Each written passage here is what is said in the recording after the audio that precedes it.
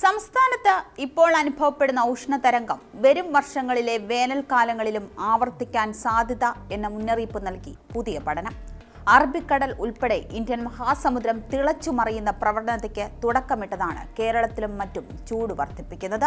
ചൂട് ഓരോ വർഷവും കൂടി വരുന്നതിനാൽ കടൽ ഇനി തണുക്കാനുള്ള സാധ്യത കുറവാണെന്ന നിരീക്ഷണമാണ് ഉഷ്ണതരംഗത്തിനിടെ മറ്റൊരാശങ്കയായി പടരുന്നത്. കടൽ തിളച്ചുമറിയുന്ന ദിവസങ്ങളുടെ എണ്ണം 12 മടങ്ങ് വരെ വർദ്ധിച്ച് 220 മുതൽ 250 വരെ ദിവസങ്ങൾ എന്ന സ്ഥിതി സംജാതമാകും.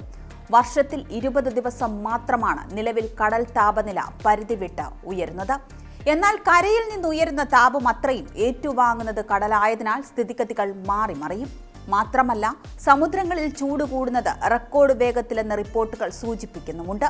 കഴിഞ്ഞ 40 വർഷത്തിനിടെ സമുദ്രതാപനം 4 ഇരട്ടിയിലധികം വർദ്ധിച്ചിട്ടുണ്ടെന്ന് എൻവയോൺമെന്റൽ റിസർച്ച് ലെറ്റേഴ്സ് ജേണലിൽ പ്രസിദ്ധീകരിച്ച പഠനത്തിൽ പറയുന്നുമുണ്ട്. ഭാവിയിൽ ഇതിന്റെ വേഗത കൂടുതലെന്നും ശാസ്ത്രജ്ഞർ മുന്നറിയിപ്പ് നൽകുന്നു. 1980കളിൽ സമുദ്രോപരിതല ചൂട് 0.6 ഡിഗ്രി സെൽഷ്യസ് ആയിരുന്നതിപ്പോൾ 27 ഡിഗ്രി സെൽഷ്യസ് ആയി വർദ്ധിച്ചു. അടുത്ത 20 വർഷത്തിനുള്ളിൽ ഇതിന്റെ അളവ് വീണ്ടും വർദ്ധിക്കുമെന്നും ഗവേഷകർ പറയുന്നു. അറബിക്കടലിന്റെ ഇപ്പോഴത്തെ താപനില 28 ഡിഗ്രിക്ക് താഴെയാണ്. എന്നാൽ ഈ നൂറ്റാണ്ടിന്റെ അവസാനത്തോടെ ഇത് 30.7 ഡിഗ്രി വരെയായി ഉയരാം.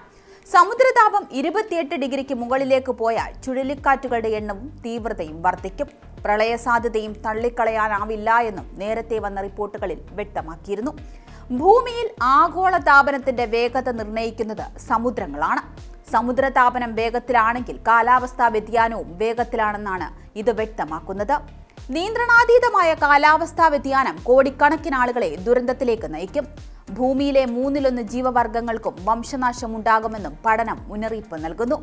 ഭൂമിയിലെ ചൂട് വർഷം തോറും കൂടുന്നു എന്നതിന്റെ വ്യക്തമായ സൂചനയാണ് സമുദ്ര താപനിലയിലെ വർധനവെന്നാണ് വിലയിരുത്തുന്നത്. ഹരിതഗൃഹവാതകങ്ങൾ മൂലമുണ്ടാകുന്ന ചൂടിന്റെ 90% സമുദ്രങ്ങളാണ് ആഗിരണം ചെയ്യുന്നത്. സമുദ്രങ്ങളിലെ ചൂട് വർദ്ധിക്കുന്നത് പ്രളയം, വരൾച്ച, കാട്ടുതീ, ജലനിരപ്പ് ഉയരുന്നത് എന്നിവയ്ക്ക് കാരണമാകും. 2017 നവംബറിൽ കേരള തീരത്തുകൂടി കടന്നുപോയ ഓക്കി ചുഴലിക്കാറ്റ് ഈ പ്രവണതയ്ക്ക് തുടക്കമിട്ടിരുന്നു. ചൂട് കൂടുന്നതോടെ കടൽ തിളച്ചു തൂവുന്ന കള്ളക്കടൽ പ്രതിഭാസം കേരളം ഉൾപ്പെടെ പല തീരപ്രദേശങ്ങളിലും കാണാം. കടൽ കയറി വരുന്നതോടെ തീരത്തിന്റെ ചിത്രം തന്നെ മാറ്റിവരയ്ക്കേണ്ട സ്ഥിതി സംജാതമാകും. ഓരോ സെക്കൻഡിലും ഒരു അണുബോംബ് പൊട്ടുന്നത്ര തീവ്രമാണ് ചൂടിൽ നിന്നുണ്ടാകുന്ന താപോർജ്ജമെന്ന് നേരത്തെ റിപ്പോർട്ടുകളിൽ പറഞ്ഞിരുന്നു. അത് ശരിവയ്ക്കുന്ന തരത്തിലാണ് ഇപ്പോഴത്തെ വാർത്തകളും വരുന്നത്.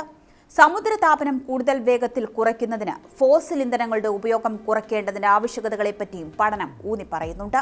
കാലാവസ്ഥയെ സ്ഥിരപ്പെടുത്തുന്നതിന്, ചൂടിന്റെ വേഗത കുറയ്ക്കുന്നതിനും കാർബൺ ബഹിർഗമനം കുറയ്ക്കുകയും മറ്റു അടിയന്തര നടപടികൾ സ്വീകരിക്കുകയും വേണം. 2023ലും 2024ലും ആഗോള സമുദ്ര താപനില റെക്കോർഡ് ഉയരത്തിലെത്തിയിരുന്നു.